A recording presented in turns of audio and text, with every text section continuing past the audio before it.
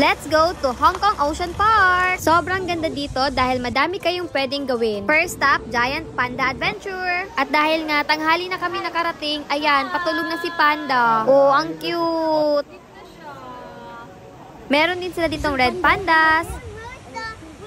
Giant salamander, kung saan takot na takot si Madam kahit hindi naman siya inaano. At paglabas, sasalubong sa inyo itong Panda Kingdom Shop kung saan nabudol kami ni Madam.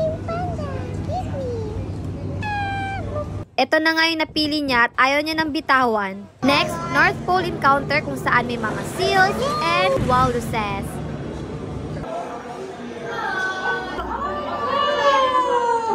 Next, let's go to South Pole Spectacular kung saan yung mga cute na penguins. And syempre, nanood din kami itong dolphin and sea lion shows.